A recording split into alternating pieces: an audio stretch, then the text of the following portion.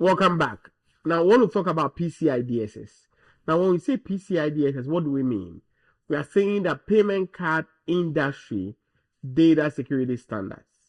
Now, whenever you go to be able to swipe your credit card or your debit card, the process that we go through, that is where PCI DSS comes in. Because we want to make sure that your data is being protected. And so this was developed to enhance data security and facilitate the broad adoption of consistent data security measures globally, so that your card data will be protected, and to make sure that the way that we are protecting your card data, there is consistency among all other companies or all other debit card users. And so this is the standard for any processed card details, whether it's a Visa card, whether it's a MasterCard, whether it's a Amex, all of them falls under this. And these three companies came together to create this framework. We always say that which industry does this apply to? Any company that accepts, process, stores, or transmit credit card information. So if you accept credit card information, if you store credit card information, process or transmit, you fall under this framework. Now, what does this PCI apply to? PCI applies to entity that stores, process, or transmit the cardholder data and sensitive authentication data. What do we mean by cardholder data and sensitive authentication data? Cardholder data means that you, the bearer of the card, your data. And how do we authenticate? When you put your card in or your debit card in, at times it's going to tell you that you need to be able to put your PIN code. The PIN code that you are putting in is a way of authenticating. What is authenticating? Verifying that you are who you say you are. PCI DSS helps us to make sure that companies that stores, transmits cardholder data or my personal debit card data and how I authenticate or use that debit card actually is being verified. And that is what PCI DSS is all about. Now, when we talk about PCI also, we are saying that payment cards. Now, the payment cards can refer to debit cards. It can be credit cards. Any card that facilitates cardholder payments falls under payment card. Now, when we say card present transactions, we are claiming that the cardholder presents the actual card to the merchant for processing. This usually comes when you swipe at a register or a terminal and your signature is obtained. Card not present transactions. Now, the cardholder gives his or her payment card information over the phone or sends his or her card information on a designated form, a form that may include a signature. However, signatures are usually not obtained for this type of transactions. A typical example that I can give you, you go to a hotel and you realize that the bookings was done in maybe someone else's name. For you to be able to go ahead and sleep in the hotel, they said, oh, let's send them a credit card authorization. And so they are going to send the person who made the reservation with their name on the credit card authorization. They'll write their numbers, bring it in, then they will run the credit card and to be able to make sure that the payment has gone through before. And that is what we say the card not present transactions. Card not present transactions. And this is what I want to be able to tell you about payment card. Now, let me tell you the process of a payment card. Now, when we say a payment card, the way it works is that first the card holder presents a credit card to the merchant as payment. I go to a store to be able to do my groceries. Now, when I'm done with my groceries, I present my card or my credit card to the merchant as a form of payment. Now, the merchant will send the transaction details to its payment processor. Now, everything that I bought, they're going to have a total of it. then they're going to send it to their payment processor. And the payment processor will relay the transaction data to the card network. Remember, to the card network.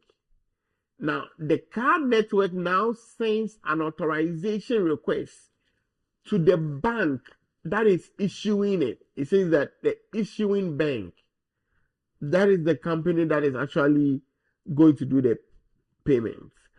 Now, the issuing bank will now verify, or the issuer will verify the card details, check for available funds, and now sends a response, approved or declined, to the card network.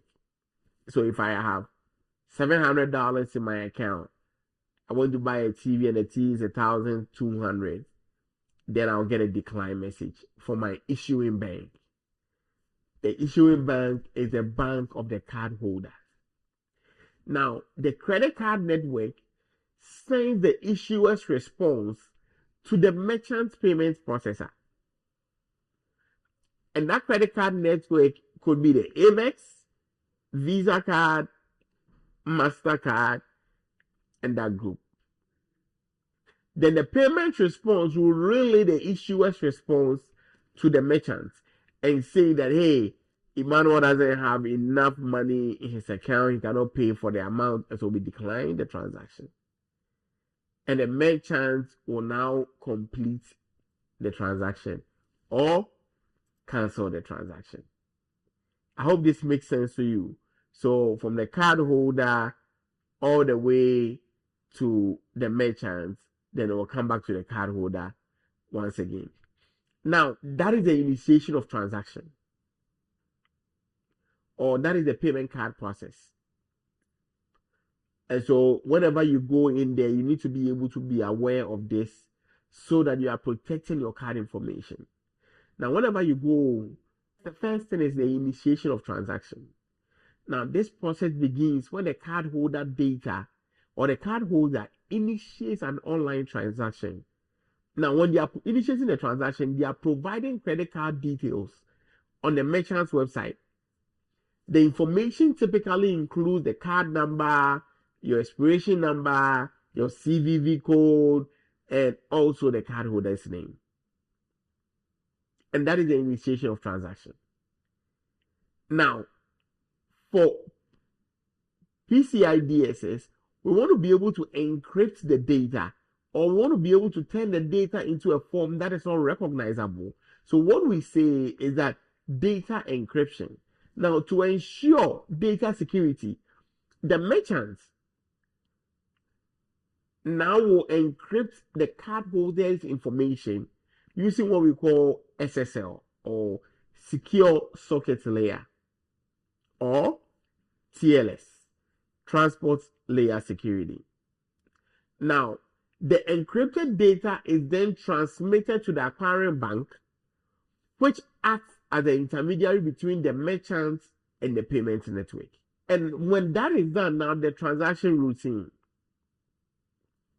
the acquiring bank now routes the transaction throughout the appropriate payment network, whether it's a Visa, whether it's a MasterCard, Amex, or Discover, which then forwards the transaction to the issuing bank. So this time around, the issuing bank will now verify the cardholder's information and make sure the account status, that yes, they are in good standing, they can pay for this. Then now you go to authorization request. Now the issuing bank will now examine the transaction details and check the cardholder's account for available credits, the card status, and any possible security. Based on the analysis, the issuing bank now will generate an authorization response code. The authorization response code is a numeric or alphanumeric code indicating the result of the transaction request. Some common responses code include approved, declined, invalid card number, insufficient funds, and expired card. And I can tell you that I've been a beneficiary of all these 5. I've experienced all of them before. So you know how it was. So when you go to a bank and your card get approved, this is the reason why. Now your response routing, now the issuing bank sends authorization response code back from the payment network to the acquiring bank, which then forwards the code to the merchant system.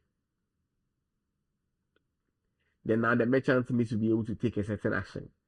Now, when they receive the response code, the merchant now takes appropriate actions. The merchant proceeds with the order fulfillment process if the transaction is approved. But if the transaction declines, then the merchant informs the cardholder of the decision and may request an alternative payment method. But if it's approved, we get to the final stages. Now, the authorized transaction is queued up for settlement, which transfers funds between the acquiring and issuing banks. So the settlement typically occurs within 1 to 3 business days when the transaction amount is debited from the cardholder's account and credited to the merchant's account. I hope this makes so much sense to you.